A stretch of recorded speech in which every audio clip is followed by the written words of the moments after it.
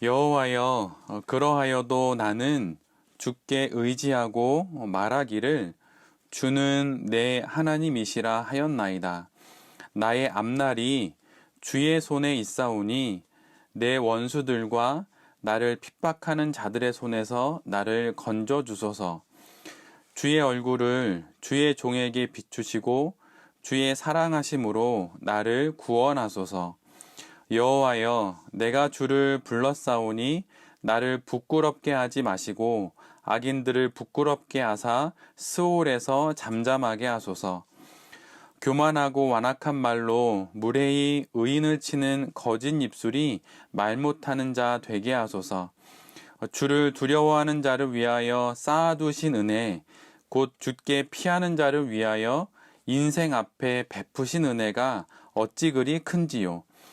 주께서 그들을 주의 은밀한 곳에 숨기사 사람의 꾀에서 벗어나게 하시고 비밀이 장막에 감추사 말다툼에서 면하게 하시리이다. 여호와를 찬송할지어다. 견고한 성에서 그의 놀라운 사랑을 내게 보이셨음이로다. 내가 놀라서 말하기를 주의 목전에서 끊어졌다 하였사오나 내가 주께 부르짖을 때에 주께서 나의 간구하는 소리를 들으셨나이다. 너희 모든 성도들아 여호와를 사랑하라. 여호와께서 진실한 자를 보호하시고 교만하게 행하는 자에게 엄중히 갚으시느니라. 여호와를 바라는 너희들아 강하고 담대하라. 아멘. 예, 오늘은 시편 31편의 말씀을 가지고 앞날을 맡기는 사업, 앞날을 맡기는 사업이라고 하는 제목으로 하나님 말씀을 함께 나누도록 하겠습니다. 오늘 본문은 다윗의 노래입니다. 특별히 이렇게 성경에 보면 표제어들이 붙는 그런 성경책들이 보통 있는데 오늘 본문을 말하고 있는 여러 표제어를 정리해 보면 이렇게 말씀드릴 수가 있어요. 오늘 본문은 도망치는 자의 노래라고 말씀드릴 수가 있습니다. 다윗은 허겁지겁 도망치면서 노래를 합니다. 도망치기에도 바쁠 텐데 그는 노래를 해요. 노래라고 하지만 사실은 기도일 텐데요. 자신을 쫓아오는 자들의 시선은 자신을 보지 못하게 해달라고 기도를 합니다. 그러면서 그는 동시에 한 분의 시선은 자신을 놓치지 않으시기를 요청하게 되는데 그것은 바로 하나님의 시선이지요. 먼지를 휘날리며 달려가는 그 자신을 다른 사람들은 보지 못하게 해달라고 기도하면서 하나님 한 분만큼은 자신을 못 본 채 하지 않아 주시기를 간절히 간구하게 됩니다. 우리가 함께 읽지는 않았지만 1절부터 13절까지 다윗은 지금 그가 얼마나 많은 역경과 또 고난을 겪고 있는지 그리고 얼마나 큰 위기와 위험 앞에 놓여 있는지를 하나님께 설명을 합니다. 제가 이러이러한 어려움을 겪고 있어요. 이러한 공경을 맞고 있어요. 이렇게 하나님께 자세하게 이야기를 해요. 그렇게 자신이 당하고 있는 공경을 노래한 다윗은 14절부터는 자신의 믿음의 결단을 노래합니다. 그 결단의 노래를 하나님께서 들어주시기를 바라면서 그는 기도를 하게 되는 것이죠. 그의 그 결단의 노래의 첫 소절은 이렇게 시작해요. 오늘 우리가 함께 본 14절이 바로 그 부분인데요. 여호와여, 그러하여도 나는 주님을 나의 하나님이라고 말합니다. 이런 내용으로 그는 자신의 기도의 내용을 바꾸게 됩니다. 여호와여, 그러하여도 나는 아무리 상황이 힘들고 어려워도 그러하여도 주님이 자신의 하나님이라고 다윗은 고백을 합니다. 상황이 또 조건이 형편이 하나님이 나의 주님이신 것 같지 않아 보여도 그러하여도 주님이 나의 하나님이라는 사실을 다윗은 고백하고 있어요. 내가 지금 눈으로 보고 있는 이 현실은 하나님이 나의 하나님이라고 말할 수가 없는 그런 현실이지만 그 현실에 있음에도 불구하고 그러하여도 나는 주님이 나의 하나님이라는 그 사실을 고백한다고 다윗은 지금 기도를 하고 있습니다. 현실의 많은 문제와 또 상황들 속에서 우리가 잊지 않아야 하는 것은 주님이 나의 하나님이라고 하는 바로 그 사실이에요. 다른 누구도 아닌 나의 하나님, 나와 관계를 맺고 있는 하나님, 내 삶에 그분의 능력을 행하시는 하나님이라는 그 사실을 우리 모두가 기억을 해야 합니다. 목회자이든 중직자이든 어떤 사역자이든 그냥 성도이든 상관없이 모든 그리스도인들은 이 사실을 모든 상황에서 반드시 기억하고 있어야 해요. 이 사실이 모든 현실을 덮고 나머지 모든 사실을 뛰어넘는 변하지 않는 유일한 현실입니다. 우리가 매일 아침 새롭게 들어야 하는 뉴스가 있다면 그것이 바로 이것이에요. 어떤 상황에서든 어떤 조건에서든 그러하여도 주는 내 하나님이시라는 이 뉴스를 나의 인생의 첫 뉴스로 내가 들어야 하는 첫 소식으로 우리가 들어야 합니다. 그럴 때 나의 현실과 세상이 분별되기 시작하는 것이죠. 예전에 어떤 한 번의 응답을 듣는 것으로 오늘을 사는 것이 결코 아니에요. 오늘 듣는 하나님의 새로운 소식, 하나님이 여전히 나의 하나님이라고 하는 이 새로운 뉴스를 오늘 듣고 오늘의 삶을 살아가는 것이죠. 이 첫 뉴스를, 이 첫 소식을 나의 하루의 첫 단추 삼아서 오늘의 삶을 끼우면서 살아가는 것입니다. 내 사업이 처음으로 들어야 하는 소식, 그것 역시 바로 이것이에요. 내 하나님이 내 사업의 하나님이라고 하는 것, 이것을 기억하는 것이 우리가 새로운 사업을 시작하든 아니면 계속 해오고 있는 사업을 이어나가든 우리가 들어야 하는 첫 번째 뉴스입니다. 자신의 이 인생의 첫 뉴스를 이렇게 다시 들은 다윗은 뒤이어서 이렇게 고백을 해요. 그 뉴스를 듣고 나니까 자신의 인생이 어떤 인생인지 이제 비로소 다시 보게 되는 것이죠. 그의 고백이 이것입니다. 나의 앞날이 주의 손에 있습니다. 하나님이 나의 하나님이라는 사실로부터 다시 시작한 다윗은 아직 그가 맞이하지 않은 그의 앞날이 하나님의 손에 있다고 고백을 합니다. 가보지 않은 미래가, 아직 맞이하지 않은 내일이 하나님의 손 안에 있다고 다윗은 고백하고 있어요. 우리의 현실 역시 마찬가지입니다. 우리에게도 다가오지 않은 우리의 그 미래의 날들이 우리에게는 아직 오지 않은 미래이지만 하나님께는 이미 그분이 맞이하고 계신 그분의 현재예요. 그래서 우리에게는 과거, 현재, 미래라는 세 개의 시제가 있지만 하나님에게는 단 하나의 시제밖에 없다고 하죠. 그것이 바로 현재라고 하는 시제입니다. 그래서 나에게는 앞날일지는 모르지만 하나님에게는 그것이 바로 그분의 현재이고 그분의 오늘인 것이죠. 미래에 대한 불안과 걱정은 그 불확실성 때문에 생겨나게 되는 것이죠. 그러나 그럴 때일수록 나의 앞날이 하나님께는 이미 그분의 손에 쥐어진 현실이라는 사실을 늘 언제나 기억할 수 있어야 해요. 시간을 만드신 하나님의 손에 나의 앞날이 이미 쥐어져 있습니다. 내 손에 붙잡혀지지 않은 미래에 대한 불안으로 하루하루를 살 것이 아니라 그 미래를 손에 들고 계신 그 하나님을 바라봐야 하는 거예요. 일렁이는 파도를 계속 바라보면 배멀미가 나지요. 그런데 저 멀리 수평선을 바라보거나 하늘을 바라보면 전혀 다른 배의 여정이 됩니다. 하루하루 벌어지는 일들에 일희일비하지 않고 또 다가올 앞날에 불안해할 것이 아니라 그 너머에서 이미 우리의 내일을 당신의 손에 잡고 계신 하나님을 볼 수 있어야 하는 것이죠.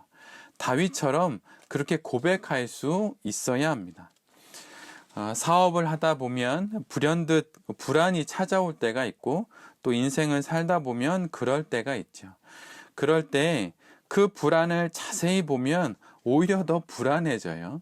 그리고 그 불안을 자세히 보면 그 불안의 내용들은 실은 이미 지난 어제의 일에 대한 후회이거나 아직 오지 않은 내일에 대한 불안으로 그 것들이 가득 차 있다는 것을 알게 돼요.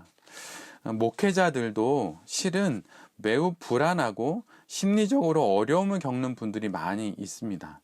그리고 그 의사들도 그래요. 그래서 모든 그 상담을 하거나 하는 이들이 다 슈퍼비전을 받게 되지요. 그런데 가장 좋은 슈퍼비전은 하나님 앞에서 받는 슈퍼비전이에요. 하나님으로부터 슈퍼비전을 받으면 그것만큼 안전한 것도 없고 그것만큼 가장 좋은 것도 없습니다. 저도 영성신학을 석사로 공부를 했는데 저도 나름 공부를 해서 그 영성이라고 하는 것이 이제 그 21세기에 들어서 많은 사람들이 주목하는 학문이 됐는데 그게 이제 사람들의 심리나 이런 것들이 해결되지 않는 부분들이 넘어서 이제는 영성으로까지 이제 가게 된 거예요. 그래서 그 영성이라는 단어가 어떤 종교에만 국한되지 않고 많은 학문 영역에서 사용되게 된 것이죠. 근데 제가 석사를 공부할 때, 영성신학을 공부할 때, 제가 나름 잘 분별을 해서 가장 인품도 좋고 또 많은 학문적인 소양이 있으신 분이라고 생각하는 분에게서 배웠어요.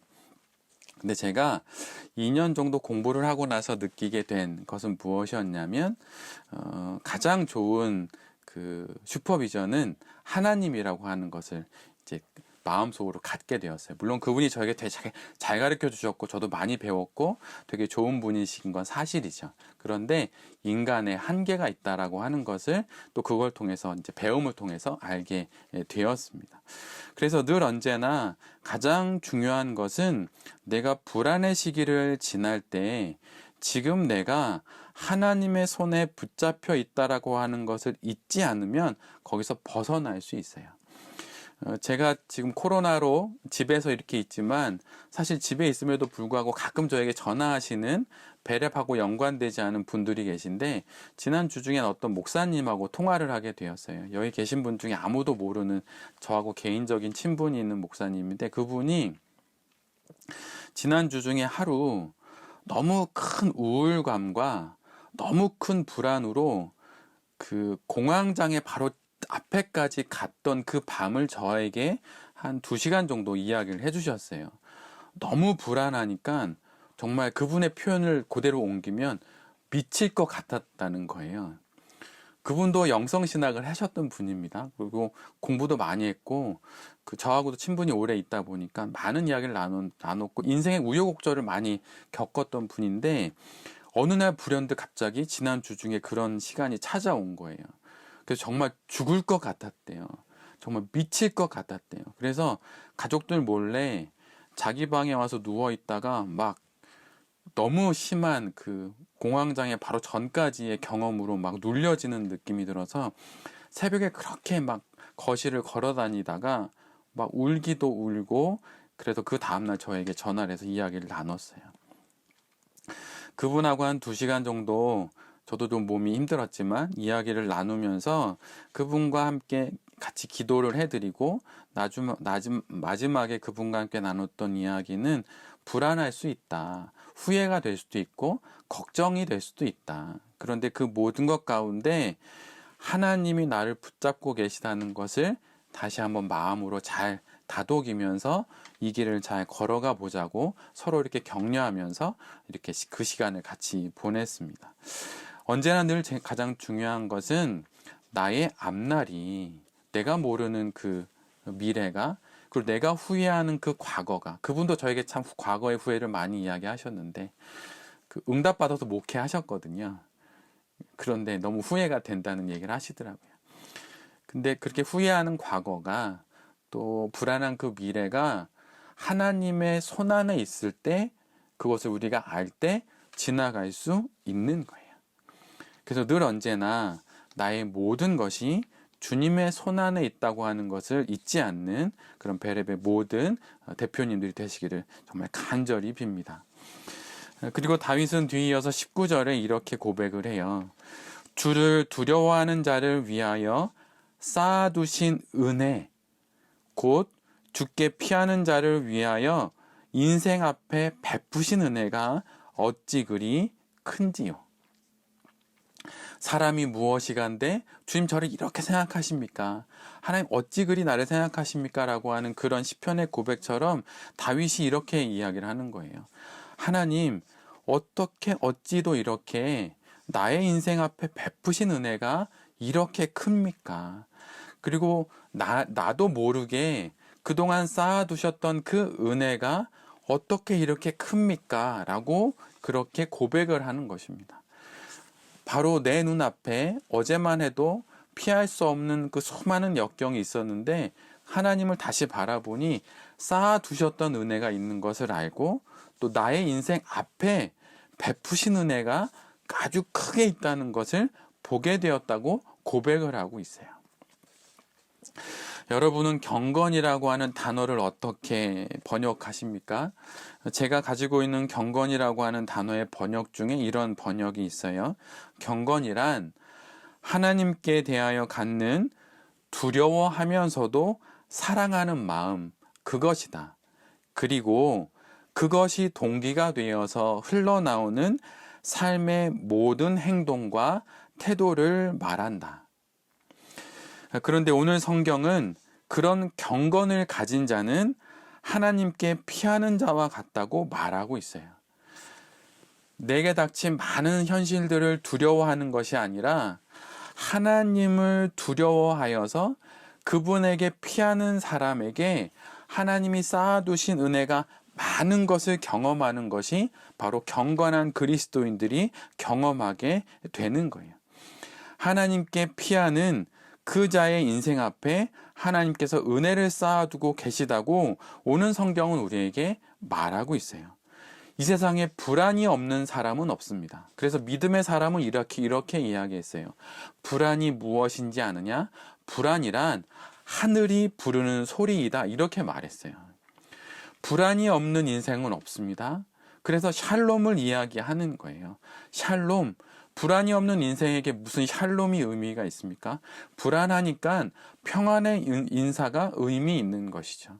그런데 믿음의 사람들이 이야기했어요. 불안이란 하늘이 나를 부르는 소리라고 말을 했던 거예요. 그래서 불안이 없는 인생을 바라지 마십시오. 불안은 늘 언제나 우리에게 있고 그 불안 가운데 내 앞에 쌓아두신 하나님의 은혜를 볼 때 그것을 지나갈 수 있는 것이죠. 불안은 무엇인가 잘못될 것 같다는 그런 마음이죠. 그런데 다윗은 그런 마음에 붙잡혀 실체가 없는 내일에 대해서 두려워하기보다 이미 지나가 버린 과거에 붙잡히기보다 오히려 하나님을 두려워하라고 말하고 있어요. 그것이 경건이라고 하는 거예요. 마땅한 것에 대한 두려움은 마땅하지 않은 것에 대한 모든 두려움을 다 지워 버립니다. 그리고 그것은 우리로 하여금 명확하게 우리의 현실을 보게 하는 것이죠. 다윗은 지금 하나님을 두려워함으로 경건한 자가 되어가고 있어요. 그리고 그 두려움 속에서 자기 마음속에 불쑥불쑥 찾아오는 불안을 이겨내고 있습니다. 그리고 자기 인생 앞에 베푸신 이미 쌓아두신 하나님의 은혜를 보고 있다고 지금 말하고 있어요. 내 앞에 닥친 여러 사건들을 보기 전에 하나님이 쌓아두신 그 은혜를 볼 수 있는 우리 모두가 되기를 간절히 빕니다. 사업을 하면서 무엇인가 잘못될 것 같다는 마음이 들 때, 나의 인생을 보면서 잘못 선택했다는 그런 마음이 들 때 그 마음을 돌려서 마땅히 두려워해야 할 하나님을 두려워하십시오. 그것이 경건이에요. 그것이 우리의 인생의 가장 큰 용기입니다. 마땅히 두려워해야 할 분을 두려워하는 것, 그것이 우리가 가져야 할 가장 큰 믿음이고 경건이에요. 그래서 개역개정에서는 두려워한다는 다소 부정적인 단어로 번역하고 있지만 새번역 성경은 그거를 경외하는 거라고 말해요. 존경하고 그것을 아주 위대한 것으로 바라보는 것이죠. 그리고 메시지에서는 이거를 더 쉽게 이렇게 번역합니다. 주님을 섬기는 사람들, 주님을 섬기는 것이 주님을 두려워하는 거라고 말하는 거예요. 그래서 하나님을 두려워할 때, 하나님을 섬길 때, 하나님을 경외할 때 내 앞에 닥친 많은 인생의 어려움들이 아니라 쌓아두신 은혜를 보면서 우리의 인생을 살아갈 수 있게 되는 것이죠. 그런 인생들 앞에 하나님이 그분이 보시기에 가장 좋은 복들을 놓아두고 계신 것입니다. 이것을 볼 수 있는 영혼의 눈이 우리에게 있기를 빌어요. 그것이 영혼의 눈으로 볼 수 있는 것입니다. 강제할 수 없고 강요할 수 없어요. 예전에 제가 들었던 한 가지 이야기를 말씀드릴게요. 어떤 프로그램이 아주 많은 교회가 있었어요. 근데 그 교회에 그 내적 치유에 관련된 프로그램이 그 1단계부터 3단계까지 있었어요. 근데 그 프로그램을 인도하시는 전도사님에게로부터 들었던 이야기인데 그 전도사님이 봄학기에 그 내적 치유의 기초 단계를 오픈하게 되었어요. 그래서 많은 성도님들에게 그걸 이제 소개를 했죠. 근데 많은 어려움이 있었던 권사님이 한 분 오셔서 그 기초 단계를 10주 과정을 잘 마치셨어요. 근데 그것을 마치고 나서 그 권사님이 이 과정을 오픈해 준 그 전도사님에게 진심으로 감사의 마음을 전했어요. 내 안에 있었던 정말 아픈 과거의 상처가 있었는데 이 나이가 되도록 이거를 치유하지 못했었는데 이 1단계를 듣고 정말 많이 치유가 됐다고, 너무 고맙다고, 전도사님 고맙다고 이렇게 이야기를 했어요. 근데 그때 전도사님이 권사님에게, 권사님 여름 지나서 가을쯤에 중간 단계 2단계가 있는데 2단계를 와서 들으세요. 더 좋아요. 이렇게 권해드렸죠. 그랬더니 가을에 그분이 또 오셔가지고 좀 더 심화되는 내용들을 들으시고 내적 치유를 크게 받으셨어요. 자기도 몰랐던 숨겨있던 내적인 어려움까지 치유가 된 거예요. 그랬더니 이 권사님이 모든 과정을 마치시고 전도사님에게 너무 큰 은혜가 됐다고, 너무 고맙다고, 정말 이제는 나도 몰랐던 내 안의 상처까지 하나님께서 만져주시는 것을 경험해서 너무 좋았다고 이렇게 이야기를 했어요. 근데 아직 한 단계가 더 남아 있으니까 이분이 이제 한 2월쯤에 겨울에 마지막으로 모든 것을 아우르는 정리하는 3단계 내적 치유 과정에 있는데 권사님 그것까지 꼭 들으세요. 이렇게 권했던 것이죠. 그랬더니 권사님이 기다렸다가 겨울에 또 들으셨어요. 그랬더니 이제 그 권사님이 다 마치시고 이제 내 안에 있었던 모든 유년 시절부터 지금 장년기까지의 모든 과정들이 다 치유되었고 이제는 누군가에게 심지어 권해줄 수도 있을 정도까지 되었다고 그렇게 이제 말하면서 그 과정을 마치시고 또 신앙의 여정을 잘 걸어가게 되신 거예요. 그런데 이 전도사님은 계속 그 내적 치유 과정을 계속 이제 섬기고 있었죠. 근데 2년이 지나서 그 2년 뒤 봄학기 1단계에 이 권사님이 다시 신청을 하신 거예요. 그래서 전도사님이 권사님 이거 1단계 예전에 들으신 거 아니냐고 그랬더니 권사님이 전도사님한테 뭐라고 말씀하셨냐면 전도사님 지난 2년을 또 살다 보니 1단계 문제가 다시 생겨서 다시 오게 되었어요. 이렇게 이제 말했다는 거예요. 우리 안에 그 어떤 상처들도 사람의 손길로 다 해결될 수가 없어요. 다 상처가 아문 것 같다가도 어느 순간에 그것을 자극하는 어떤 기제가 확 작용을 하면 그게 다시 일어나요. 제가 엊그제 전화통화 2시간 했던 그 목사님이 그런 분이었어요. 저랑 같이 영성도 공부하고 많은 과정을 거쳤는데 어느 날 갑자기 불현듯 그것을 자극하는 한 가지 마음의 사건이 가시처럼 딱 다가오니까 그것이 다시 뻥 터져버린 거예요. 그래서 실은 내 안에 있는 어떤 상처들도 많은 것들을 통해서 치유될 수 있지만 가장 중요한 건 그것을 함께 나눌 수 있는 공동체와 그리고 하나님의 손길에 의해서 쌓아두신 은혜를 보는 과정들을 평생토록 걸어갈 때 우리가 그것을 영혼의 눈으로 바라볼 수 있을 때 우리가 그 모든 여정들을 지나갈 수 있는 것이죠. 그래서 신앙은 그리고 우리가 사는 인생은 어떤 사건들을 하나 잘 넘어가는 것이 아니라 그것을 나의 인생의 과정으로 잘 지나서 평생을 잘 살아내는 것이 신앙이고, 그것이 우리가 그 과정, 우리의 인생을 잘 하나님과 살아가는 것이죠. 그래서 다윗은 자신의 인생을 통해서 그것을 경험하게 되었고, 그것을 우리에게 오늘 하나님이 쌓아두신 은혜를 내가 지금 보고 있다고 고백하고 있는 것이죠. 그러면서 다윗은 이렇게 말하고 있어요. 주의 은밀한 곳에 나를 숨기사 사람들의 꾀에서 벗어나게 하셨고, 비밀한 장막에 나를 감추셔서 쓸데없는 말다툼에서 나를 면하게 하셨다, 이렇게 말하고 있어요. 사람들은 꾀가 많아야 사업을 잘할 수 있고 인생을 잘할 수 있고, 또 말을 잘해야 여러 가지 일들을 기획할 수 있다고 생각을 하지요. 그러나 제 아무리 사람들이 수를 내고 묘수를 찾아낸다 하더라도 그것은 사람들의 꾀일 뿐이에요. 한낱 피조물의 꾀에 지나지 않습니다. 그런 사람들의 수가 아니라 하나님의 수로 인생을 살아가는 것이 성도이고, 하나님의 수로 사업을 해나가는 것이 기독사업가의 사업, 바로 그것인 것이죠. 그렇게 하나님의 품 안에서 하나님의 수와 하나님의 방법으로 사업을 해나가기 위해서 우리가 이렇게 베렙에 모여 있는 거죠. 그래서 나의 은밀한 곳으로 하나님께서 베렙을 우리에게 허락하여 주신 것이고, 주님의 비밀스러운 장막으로 우리에게 베렙을 허락해 주신 것이죠.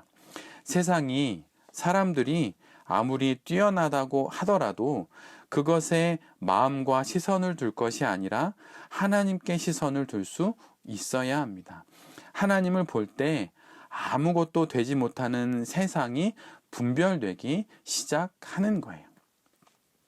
공부를 아무리 많이 해도, 또 세상에서 길고 난다고 하는 사람들을 만나봐도 많이 얘기를 듣다 보면 그냥 평범한 사람에 지나지 않다는 것을 그냥 보게 되는 것 같아요. 그냥 한 명의 피조물에 지나지 않습니다. 밖에선 그럴듯해도 집에 가면 그냥 아빠고 남편에 지나지 않고 그냥 인생을 사는 한 인간에 지나지 않아요.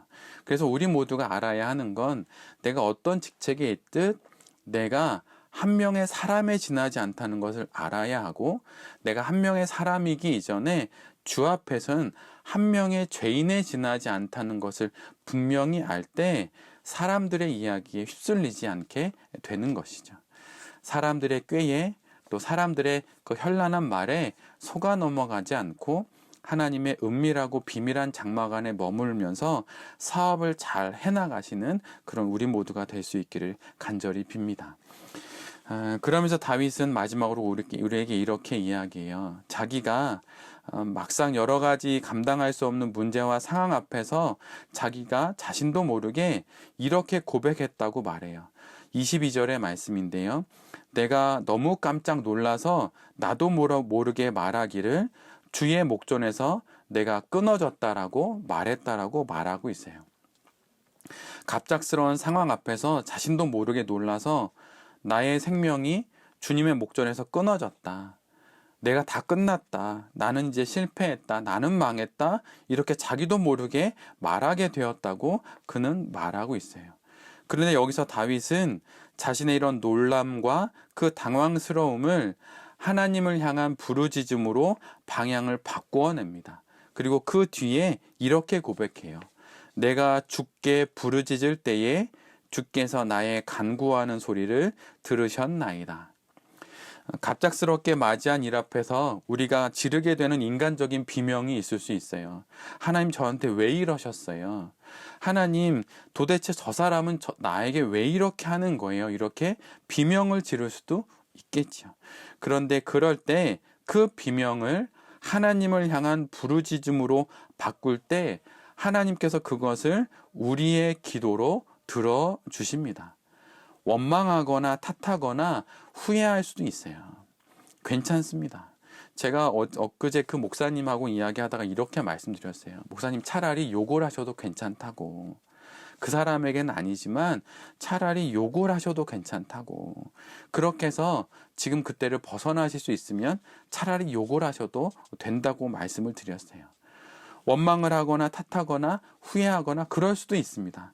그런데 거기서 멈추지 않고 갑자기 놀라서 비명을 지를 수도 있지만 그 비명의 방향을 하나님께 바꿔서 하나님께 소리를 지르세요. 그럼 하나님께서 그것을 기도로 들어주십니다. 인생의 어떤 일을 만나든 어떤 사건을 만나든 사업 속에 어떤 시련과 또 어떤 위기를 만나든 그것 앞에서 하나님을 향해서 부르짖을 때 그 비명은 하나님을 향한 기도가 되는 것이죠. 기도가 뭔가 대단히 배워야 하는 거 아니에요. 저도 기도를 배우고 싶어서 영성신학을 했는데 해보고 나니 기도가 그냥 새벽 기도에 그 음조가 없는, 음정의 높낮이가 없는 그 찬양의 가사를 따라 부르는 것이 곡조 달린 기도예요. 비명이 기도일 수 있어요. 여러분 그냥 그렇게 하나님을 향해서 사람 말고 하나님을 향해서 비명을 지르십시오. 그럼 그것을 주님께서 우리의 기도로 받아주십니다. 다윗은 오늘 이렇게 자신의 시련과 사건들을 다 말하고 또 그 이후에 어떻게 지나가고 있는지를 말한 다음에 갑자기 방향을 돌려서 이제는 자신 앞에 서 있는 성도들을 향해서 이렇게 고백을 합니다. 명령을 내려요. 23절과 24절의 말씀인데요. 너희 모든 성도들아 여호와를 사랑하라. 여호와께서 진실한 자를 보호하시고 교만하게 행하는 자에게 엄중히 갚으시느니라. 여호와를 바라는 너희들아 강하고 담대하라. 모든 성도들, 한 명의 예외도 허락하지 않는 모든 성도들이라고 그리스도인들을 부르고 다윗은 이렇게 권면해요. 여호와를 사랑하라.